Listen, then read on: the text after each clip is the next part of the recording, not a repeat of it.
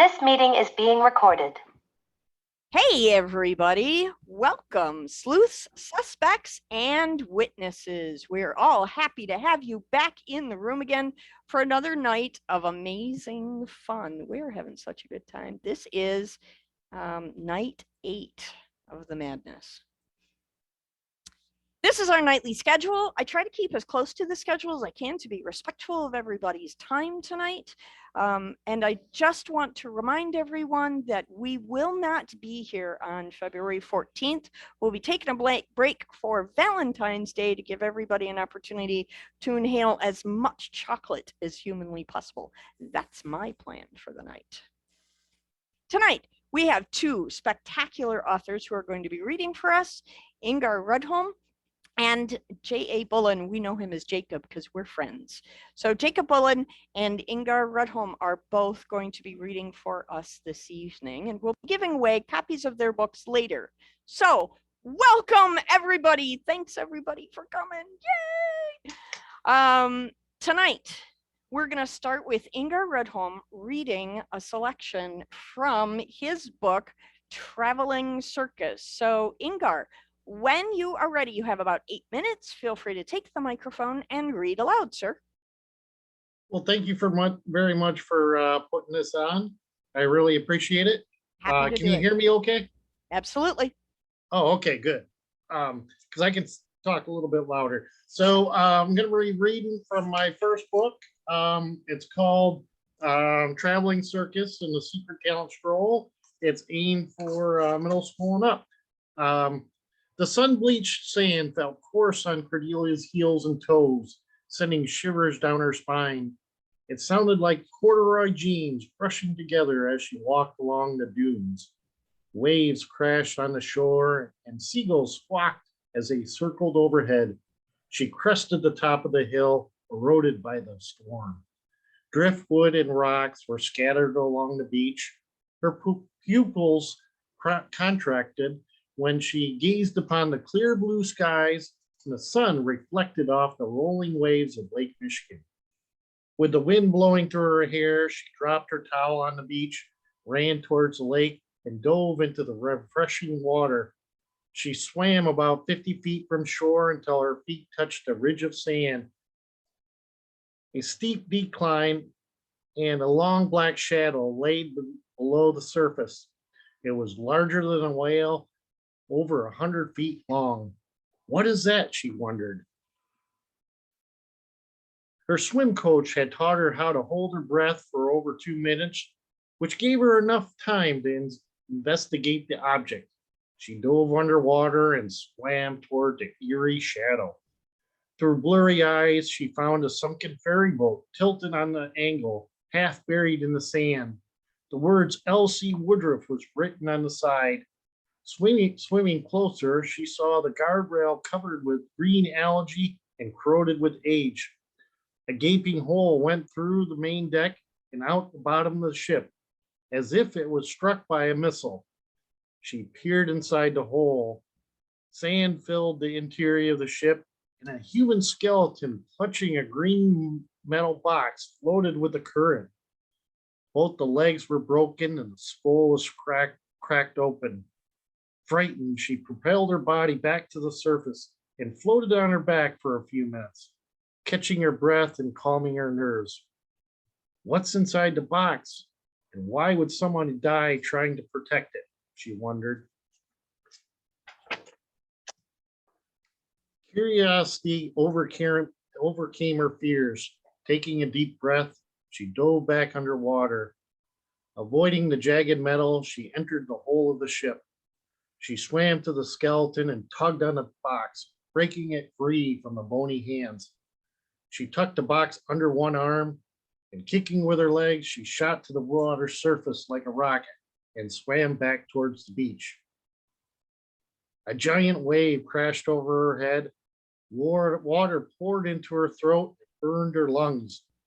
Even though she was a strong swimmer, her muscles struggled against the current, pulled by the rip current. Disoriented, she couldn't breathe. Bubbles floated out of her mouth. Her muscles were sore, and the box became like an anchor. The undertow tugged at her legs, pulling her to the bottom of the big lake. Thank you. Thank you very, very much. Ingar, please hold up your book one more time. This is Ingar's book, Traveling Circus, Secret of the Talent Scroll. Check that out.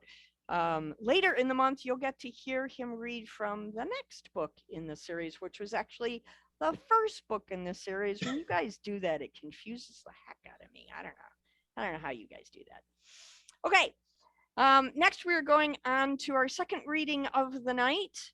Jacob Bullen is going to be reading from his novel, Intimations of Death. Can you hold a little bit closer, Jacob, so we can see it? There you go, Intimations of Death. And when you are ready, Jacob, please take the microphone and read aloud.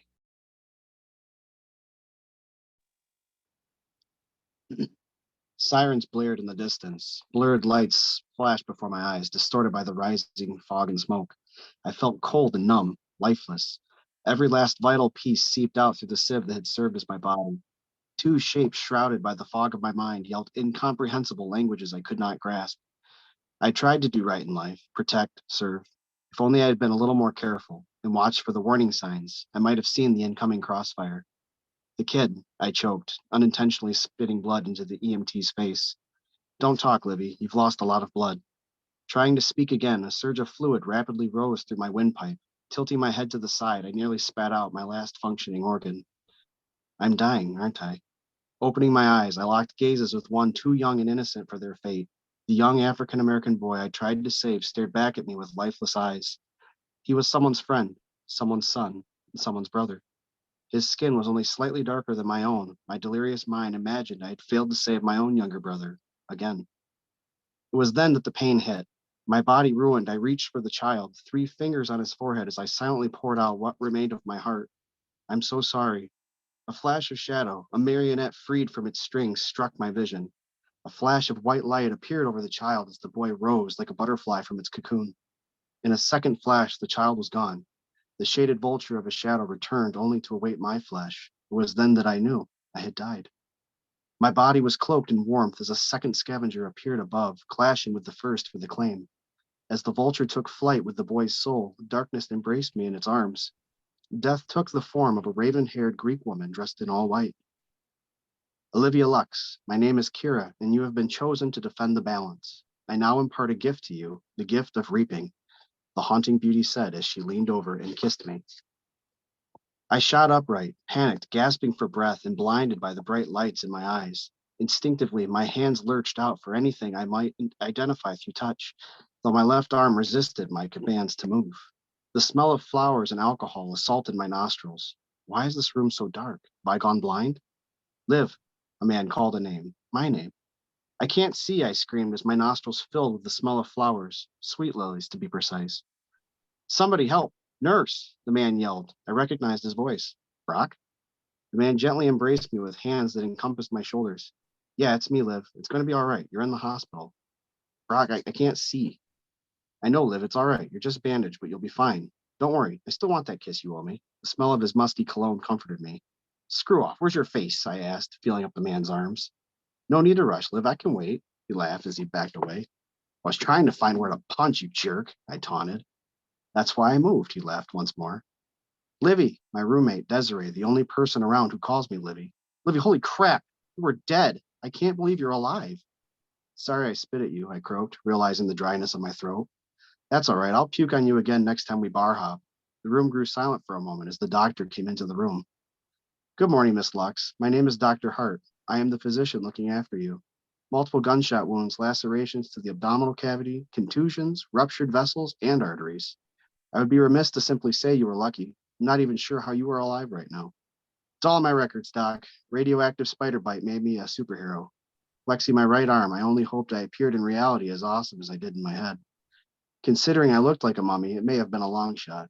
Regardless, the others in the room laughed as the doctor carried on.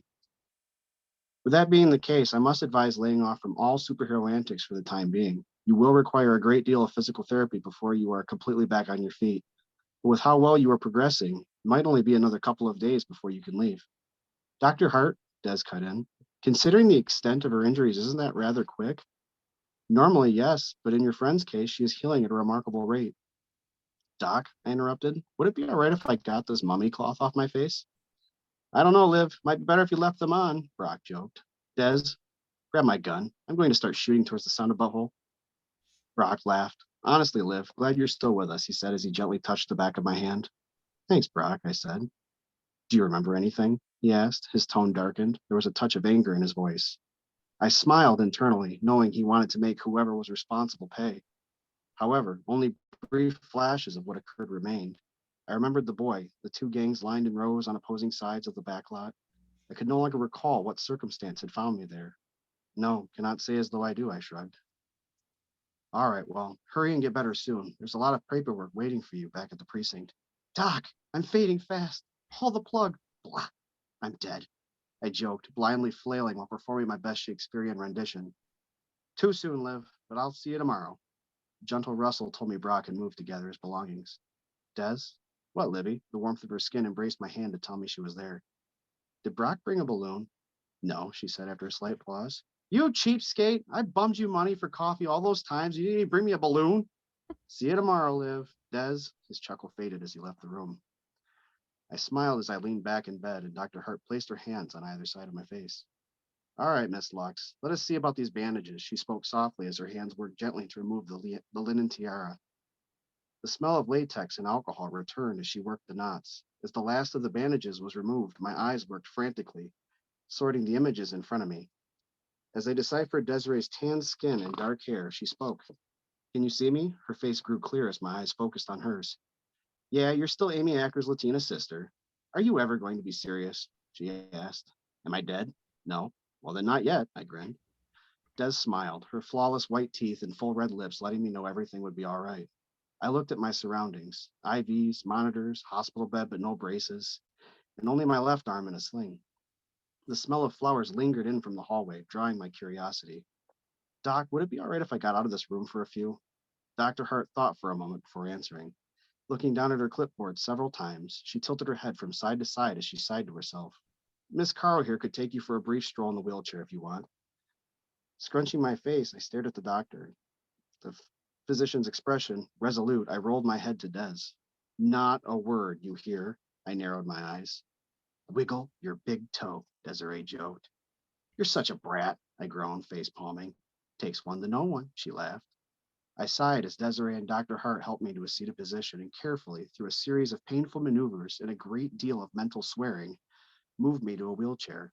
I let out a sigh of relief as Des placed a blanket over my legs and wheeled me out into the hallway. The smell of grave lilies only grew stronger as we entered the hall. The sweet aroma was enough to nearly gag me. I was disappointed to see the halls were more decorated than my hospital room. I'm sorry, Libby. I couldn't get them to move you into peds. I tried so hard to convince them you were plenty childish. You suck, I grumbled, turning my head away. You love me, she giggled, swerving the wheelchair slightly. Sometimes, I muttered, gently prodding the right wheel to correct our course. Wheeling down the hallway past another corridor, the smell of the lilies faded. Glancing down the length of the floor where the stench emanated, my eyes widened as a shadow attempted to peel itself free from the wall. The cramping in my gut returned as long fingers stretched across some fabric, warping the wall with its embrace. Wait, Des, go back that way, I panicked, pointing down the hall behind us to the left. That's where I'm going to stop. Thank you very much. Well done. So that was Jacob Bullen's book, and it's called Intimations of Death. There you go. Well done. Thank you very, very much. Again, check out the books. You can find all these books on Amazon and at the author websites, which will be given to you later today. Thank you, Ingar. Thank you, Jacob. One of the best things about doing this festival is I get you guys to read out loud to me. And so I really, really appreciate you guys coming out. All right, here we go. Time to share the screen and really make the insanity happen. You ready? Everybody turn on your microphones. It is time for the mystery of the missing manuscript. the sardonic manuscript is missing from the library. Who took it and why? We have 8 suspects. Chloe Holiday is a mysterious character. Melinda Falgo is a researcher. Ruby Fink, a psychic. Andrew Allen Smith, an historical author. Amy Kelso, our head librarian. Jules Nelson, our library director. Marianne Wieland is our cafe manager. And Deborah Reed is our intrepid reporter. Which of these 8 people stole the manuscript from the library? If you've been following along with us so far, you know that the scrutiny has been pretty intense. Tonight, we're going to continue that. Who would like to begin the interrogations? Really? Nobody? That's unusual. Nobody has any questions for our suspects? Give us just a second here. We did disseminate some new information out today, so our suspects are kind of dragging on things. Deborah, go ahead. Deborah Reed. I would like to know if Ruby has any new information for us, something more specific than just a number that she can't expand on. Thank you.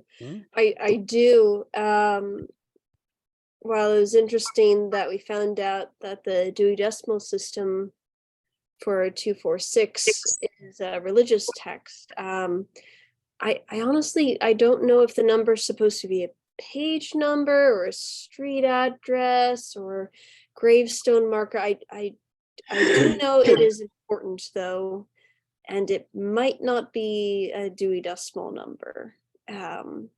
But I know that Melinda and I discussed the significance of it because it was in my vision while we were at the cafe. Awesome. Who's next? Amy, did you say you had a question? I do.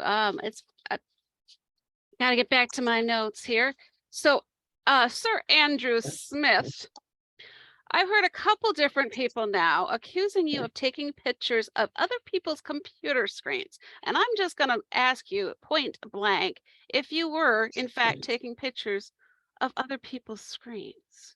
He looks away trying to act innocent now, but Good question. thank you. And he's going to ponder it for a moment, and that's fine too, but. See, you got me. Uh-oh. I don't think that helps any.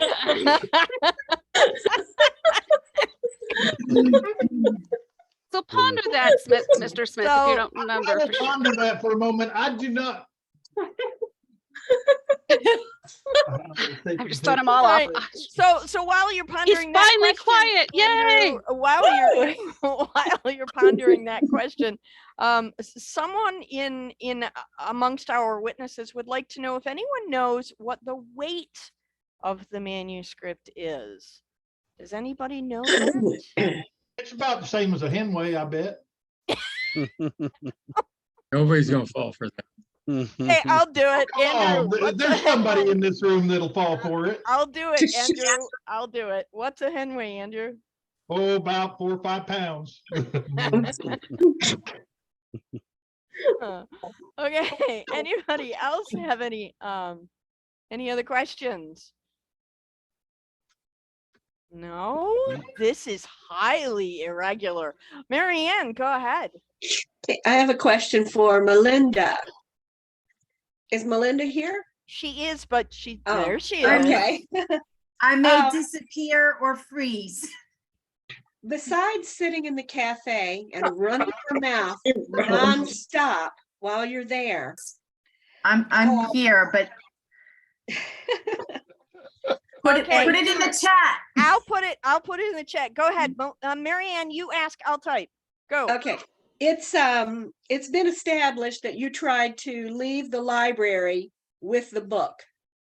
And you were caught. I'm wondering if you have any record of petty thefts, maybe in this country or other countries. Was this the first time you've stolen something? Hold on. That's this kind of a have you stopped beating your wife sort of question. I'm sorry, my typing skills are not what they used to be, so I'm a little slow today. Yeah. There you go. Yeah, see, Christopher did it.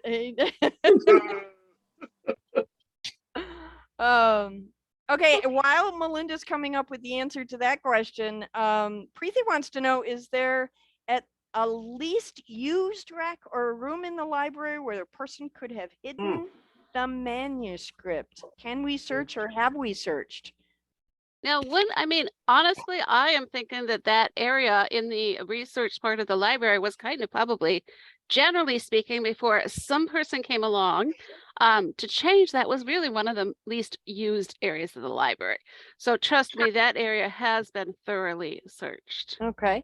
And Melinda claims that she has no record anywhere else. She's never been accused of a crime before. I don't know if That's she hasn't been accused, she hasn't been convicted. Well, okay, there you go, convicted. There's a difference. There, you're right. It's semantic, but it's an important semantic.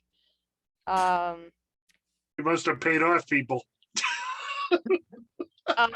Mackenzie wants to know, Miss Reed, you tried saying you might have your have been screenshotting your computer like Miss Holliday. I believe had previously mentioned, since being a reporter, if you didn't screenshot the computer, how did you document any of your findings? Ms. Reed? I'm thinking without incriminating. No, I'm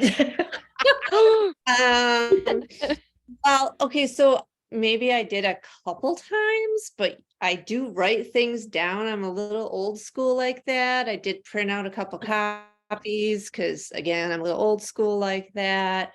So there are other ways to do that, and I did not just screenshot like Chloe Halliday likes to lead people to believe.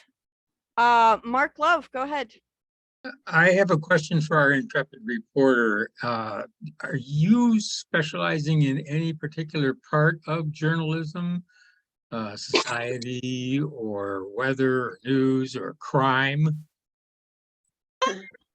I do have my blog that I write on quite a bit and everything, and I do like more investigative type reporting, which can be come in many different forms, of course, because I do plan someday, hopefully soon, to win a Pulitzer for my writing. So it's very convenient. I'm sorry, I'm jumping in, but Go ahead. You always do. It's convenient that she is an investigative reporter who just happened to be investigating a theft that hadn't existed until she started investigating it. Just want to point that out. Why was she interested in this manuscript that no one... Wait. Yes. Wait, what?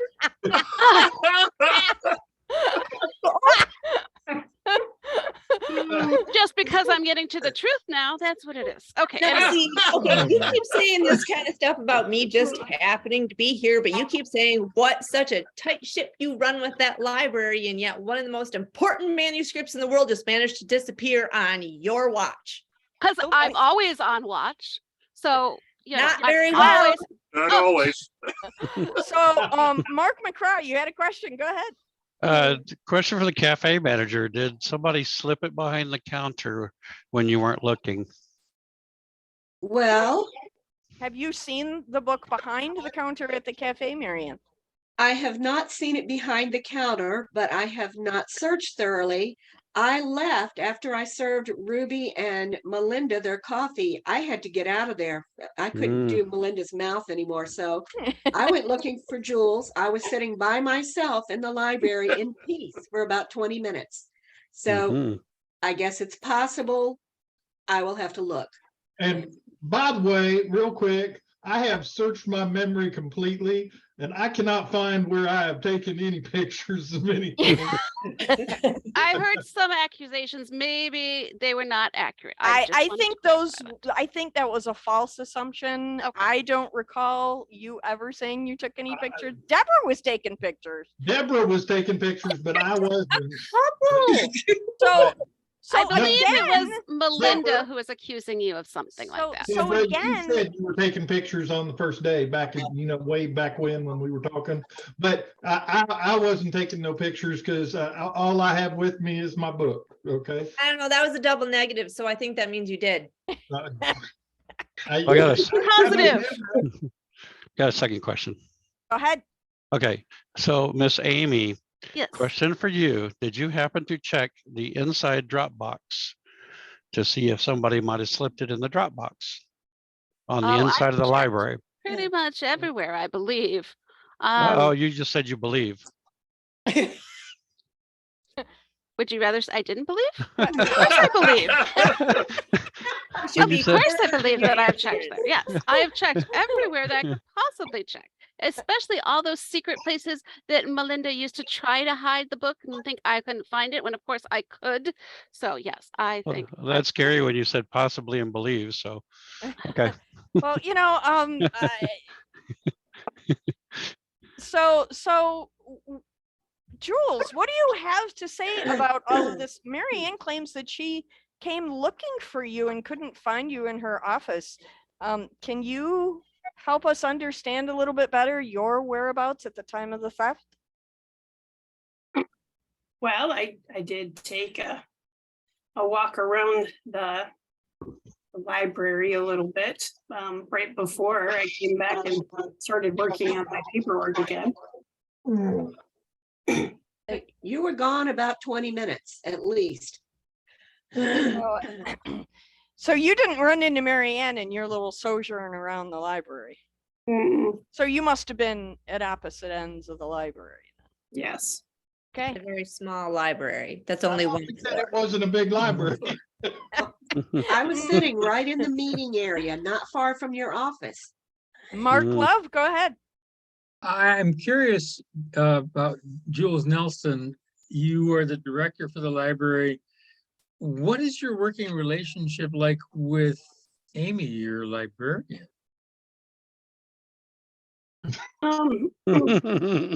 Amy works very well at keeping our library in control and ship shape. She sometimes scares me a little bit just because she's a little bit more outspoken than I am, but I think most people are a little more outspoken than I am. So, but I think that her personality does keep things under control better than other people's would. Okay. she knows what a valuable employee I am. Yes. Mackenzie would like to know, is this library small enough to not need cameras? We do not have cameras. We may get cameras now that, these events have come about, and now that we have our donation for the year. So that might be one of our Thank you, Melinda, for the generous donation. Bribe. Next time we'll be able to see who's slipping books into their purses and heading for the door because we'll have cameras. So I don't think And Andrew this had a isn't purse. a purse. I still think it's Andrew. I ain't got no purse. So, Mark McCraw wants to know, could it be in a file cabinet somewhere in the library? Amy, you say you've searched the place from top to bottom and you haven't found it, correct? I have not. And trust me, through all of this interrogation every day, all the time, I am definitely searching everywhere. And no, it is not anywhere that I have found in the library. All right.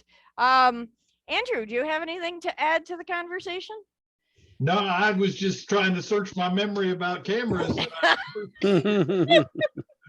Chloe, go I ahead. like it when people Yes. put things in my brain that weren't there. No, you don't. Mary Ann, are you the cafe manager or do you cook as well? Is there a chance that somehow the book got baked into a cake, like a file for a prison break? No, that would not be possible. I do cook on occasion. Mostly I serve coffee and make sure the cafe is running smoothly. But no, no one has baked the book into a cake. Gary, go ahead and ask your question, Gary. I asked, could the psychic have transported it? Yeah, do you have teleportation powers, Ruby? Yes. I can see into the future a little bit. I have some precognition. I'm able to get insight into people sometimes. I do not have teleportation powers. Okay, very good. Can I just complain for just a second about the very thought of Well, taking this why not? valuable manuscript and putting it in a cake? Ah, okay. Sorry. Okay, have you got that out of Everything's your better system? with cake. Everything's better with baked in. cake. At least then you know why words got put in my mouth, because I'd have been eating the cake. That's one of the things. I have a question for Yes. Miss Deborah, our reporter. Have you ever seen a situation where a book like this, an expensive book, has been stolen previously? Well, I mean, expensive books are stolen often. I mean, just look at records, public record. So I've So in- heard it happening before. Which So- ones did you steal?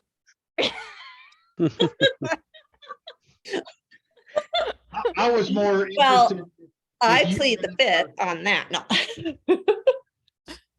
So I I was mean, more yes, interested I in have what heard of the- other valuable manuscripts going missing, and that's part of why I was interested in seeing this valuable manuscript, because, you know, they keep getting stolen before I can actually look at them.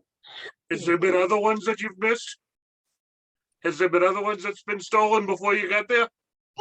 Yeah, they're, from this library, have there been something else stolen from this library? I don't. Any libraries? Oh, and from a library? No, not that I'm aware of. Okay. Anyone else have questions? We're almost out of time. Anyone else? I can do one last question. Emma, Emma, Have you Emma- ever written anything about this? I mean, this is a big story and you're still very vague about if you're going to write something or you're not. You keep taking pictures, screenshots, and yet you're not writing anything. Oh, no, I was writing something, because that's when I got on the computer next to Chloe, because I was really kind of excited about all of this going on. And I was also excited about just writing about the manuscript, because I had actually been able to see this one before it just disappeared into thin air under, you know, the librarian's watch, who apparently watches everything, even though now this was stolen right from under her nose. And so I just decided I was going to start writing right away before I forgot any of the information that was rolling around in my head. So And yes, after all, you are interested in the Pulitzer, right? I Right. am. All right, we are done for this evening, everybody. If you have more questions, make sure you jot them down so that we can come back and ask more of our suspects tomorrow night. Thank you, everybody, for your fun questions. So we are now tasked with who did it. Remember, the festival goes on until the end of the month, and we have much more to say about all of that as time goes on. Watch the replays in our posted to our Facebook page and our website to gain more insight and use your advanced scrutiny to hear all of the details. Take notes. We are also running a scavenger hunt on the website. Every day a new door will open. There will be riddles, sometimes 2, sometimes 3, and you answer the riddles, put them in the snazzy form, and submit them by noon on the 28th. Thank you again, Riddle Master Jacob Bullen, for all of your super amazing hard work on this project. I could not have done it without you. Here we are, our author fingerprint contest, ladies and gentlemen. Updated from last night's casebook. Andrew Allen Smith is now at 79 fingerprints. So authors, you need to try to catch up, because you know, he's going to get the first medal if he gets there first. We've got only 5 medals to give away. Lead detectives on the casebook so far. Andrew Smith has 79, Deborah has 73, Amy has 60, Jules has 40, and Emma has 38. We are at a total of 199 pairs of eyes on our mystery so far. Please, authors, invite your friends, invite your family, bribe your neighbors, get everybody to come into the Zoom room to join us. Whoops. Whoops. Whoops. There we go. Okay, so I want to show you this one screen one more time, just so you guys see it, because I pushed the wrong button. Okay, hold on. There we go. Technology is not my friend, guys. I could never be a librarian because the whole Dewey Decimal System technology thing, I just can't. Well, you might be working at Amy's library. He clearly isn't. Ooh. Don't make me give you that look. Are there any books left? You know, if Amy keeps pushing her luck the way she's going, who knows how long she'll be around, right? Okay. What would happen without me? I Can't imagine. perish the thought. Witness ledger for tonight. Here are the witnesses that have come into the room every night. So far, February 6th is still our strongest night, but there you see the number of witnesses we've had every night. Coming up next is the very exciting Spinny Wheel of Happiness. Everybody loves this. We give away books. Tonight, we will be giving away 2 free books from each of the authors who have read. Jacob will be giving away a copy of Intimations of Death, and Ingar will be giving away Traveling Circus Secret of the Talent Scroll. If your name appears on the Spinning Wheel of Happiness tonight, you need to send me an email to diana@pagespromotions.com with your mailing address, and the authors will get those sent out to you forthwith. I don't know why in all the police procedurals they say forthwith. It doesn't sound like a police term for me, but I never understood that. I just watched an episode of Blue Bloods last night and they said forthwith and I went, that just doesn't sound right, guys. So as I am preparing the final Spinning Wheel of Happiness for today, I have a question for the authors in the room. We're going to go around again. This is our lightning round. I would like to know, have you ever punished or rewarded a person in real life in one of your novels? And what was the punishment or the reward? You don't have to name the person it was patterned after. But did you punish or reward? And what was the punishment or the reward that you foisted on a fictional character, which you would really want to foist on a real character, real person in life? You lost me. So in one of my books, I punished my little brother, but it's not really my little brother. It's character in my book that I would have liked to have punished my little brother. But he'll never know because he doesn't read. So that's what I'm asking. Have you guys ever imagined either punishing or rewarding a real person in one of your books? Oh, hell, we don't have enough time. Can we have a whole episode with Deborah talking about it?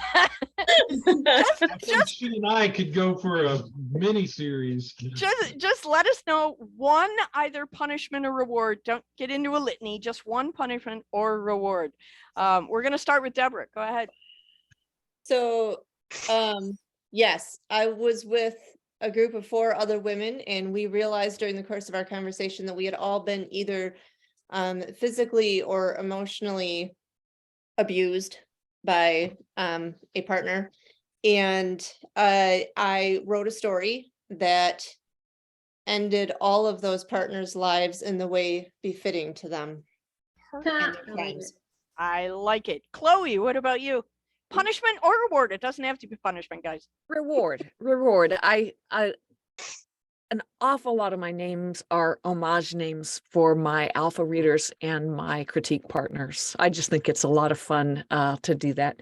And so I have this waiting list of who's going to be, and they get to pick whether they're a hero or a villain. And then I make it work. That's super fun. Jules, what about you? Well, the one that comes to mind the first is that the new series that I'm writing, Silence. All of the names of the characters in it, all the good characters anyways, are going to be the names of my 20 nieces and nephews, and in some odd shape or form. So Wow. That's nice. That's amazing. That's wonderful. Mandy Jo, what about you? Well, in the book that I'm going to be reading, I actually named the characters after my great uncle or my great grandfather and his brother. So Awesome. Mark Love. Oh, I was afraid you were going to do that. I actually used the name of a former boss who's absolutely abysmal and made them into a victim for a homicide. Okay, can I just say, really, really good use of vocabulary. Abysmal is a word that I hasn't love been used abysmal. enough. Okay, awesome. Ingar, what about you? Oh, what the main character in the story, he was sitting in classroom and he drew a girl in classroom that he really liked, and that was based upon a girl that I actually liked in real life. So I put that in the book, and That's fun. I think she still has the artwork or something, but that's one of the ways you know how you always have to come up with creative ways to describe somebody. Sure. So basically how I described the character, I just told the reader him drawing the picture of the girl, and that's how I described it. Very awesome. Christopher, what about you? In the third comedy I wrote called Galius Operation Thunderspell, which is a spoof of spy novels and spies, one of their handlers could not assist them because he had come back from the Philippines after a 2-month binge of having fun over there, and he came back with scabies, which to me was funny until my husband's friend Albert, who had gone over to the Philippines and come back with scabies, read the story. Oops. Yeah. Oops. Oops. Mark McCraw. Yes, my character in Babbling Betty has actually got a trophy at the end, and it was based on my granddaughter who babbles, and I always wanted to give her a trophy for as much as she babbles, just like I do. Super fun. Marianne. Yeah, I've had a few characters based on people in my life. One in Gerard's Descent. Gerard is the guy you love to hate, and he doesn't have really good time throughout any of the books. People don't like him. So it's fun to punish him because already people don't like him. I landed him in jail in the beginning of the book. Perfect. Amy, what about you? So I may have a story about a woman who left like an abusive husband, and there may be some details that in there that are based on somebody that I actually know. But I know that he would never claim that that was him, so I'm pretty safe because he'd be like, "Oh no, that's not me. I don't want to admit to that." Okay. Maybe, possibly, I don't know. Possibly. Andrew. The list, Just the pick list one. really is long. Just pick one. Most of the people that have gone through terrible demises I have known, but the most recent, inside of a very recent book, is a story called Captivating Smile. And the young, short male character is based on a young man that was harassing my daughter that I wanted to snap in half and obviously couldn't. But he had an interesting demise inside of the story. Yeah, I would say I'm never going to be on your bad side. Dana, what about you? I have several, but in the Golden Bee, I work at a school, so a lot of the teachers, I just basically took all of their like quirks and stuff. And at one point, the art teacher, I kind of felt bad because I felt like I made her seem so like awful, and I apologize. I'm like, listen, this was just for the story. It wasn't really you. Emma, what about you? Have you ever rewarded or punished somebody? I have several. Just pick And one. In my second book, Secrets, in the first story, Police Chief, based on a real story that happened, I punished a small town police chief for his trespasses. Now, I'm not going to say what he did. He You can all eventually read it did in the get- story. He Yeah. did get fired. Right. Jennifer Rains, what about you? Have you ever rewarded or punished someone? Lots of this is sort of resonating. There have been some politicians who I've been appalled by, who have become unpleasant characters in stories. Yeah. Fun. And police, and a couple of police. Overzealous in their behavior. Okay. Ruby, what about you? So I had meant to reward my AP Lit teacher by naming him after the founder of the school I have for my detective character. Unfortunately for me, the school was founded back in the early 1800s. And so my teacher sent me a note that said something along the lines of, so first of all, love the story. I am not that old, but I love the story. But I am not that old. So meant to be a reward, turned out to be a punishment. Thankfully, he can't fail me. Jan Franklin, what about you? I started a new series and my dad asked if he could be a character in my book, which I thought was kind of cool. So I named the heroine's father after my dad. I just have to be real careful to make him a nice person and not an irritating person. So if my dad doesn't get offended, but he thinks it's fun. I didn't have that problem. My brother doesn't read. Gary, what about you? I actually, in what I read last night, is I have a story in there where I have a store where any of the customers can get any of the employees flogged. Fun. I was going to name that after my wife, but she didn't like it. Yeah, I can imagine. Jennifer Wilcock, what about you? Have you rewarded or punished anyone in your books? I rewarded a young teen girl that used to help me with my boys when they were very small. And she did it without anybody asking her to. And so Miss Elise in Exit Stage Right is named after her. Very cool. Melinda, what about you? Oh, there it is. Melinda says, I know too many litigious people. The LLC paperwork hasn't gone through yet. I like it. That's probably safe. Preeti, what about you? Have you rewarded or punished anyone in your work? I write poetry and children's books, so I don't have a particular character, but I can say that one day my friends were just talking about how people just judge and they were frustrated about something. So that night I was inspired to write a poem called as Do Not Touch My Sacred Space. So that was based on their Nice. conversations. I like it. I like it. Jacob, what about you? Yeah, in most of my books, I have references to people that I know in real life. Many of my characters are based in part off my wife and my children. In the series you're actually editing right now, there's a character that's named after my son who's modeled after my daughter, and they're well rewarded. They deserve it. Yeah, absolutely. Thank you, everybody. I've heard some feedback that it's fun to hear from everybody at night, so that's why I wanted to extend this part of the evening. Andrew, go ahead. I just have to add something. I know I'm taking a second chance. No, go ahead.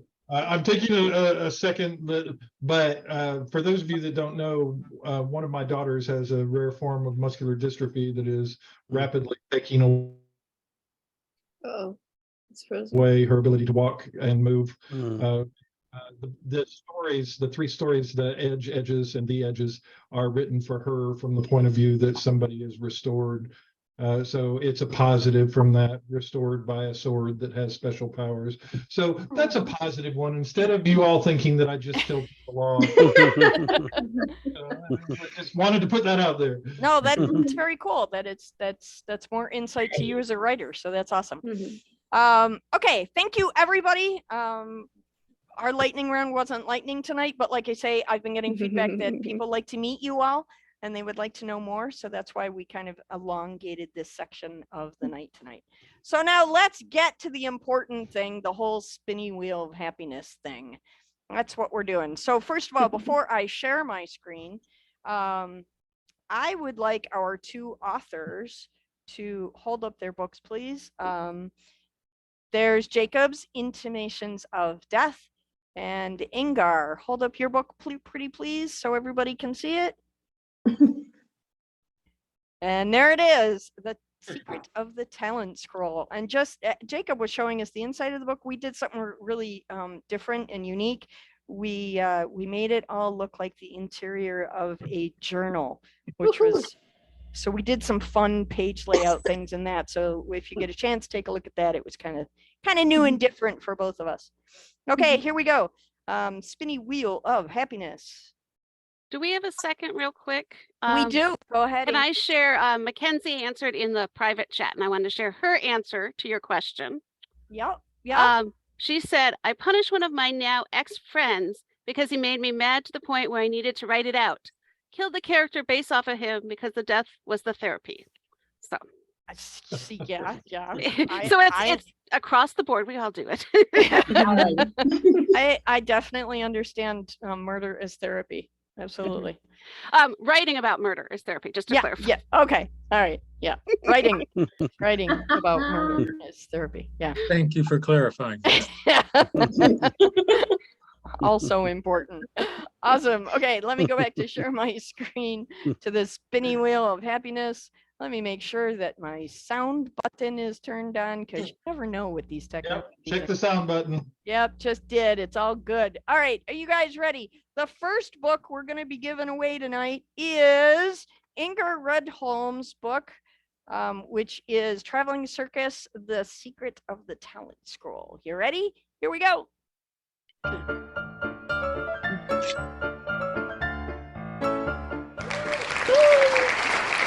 Me again.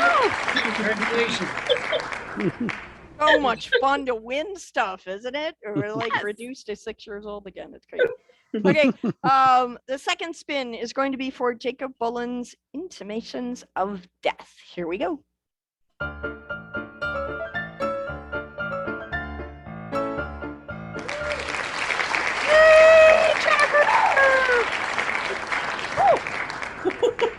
You're gonna love this book, Jennifer. It's super fun.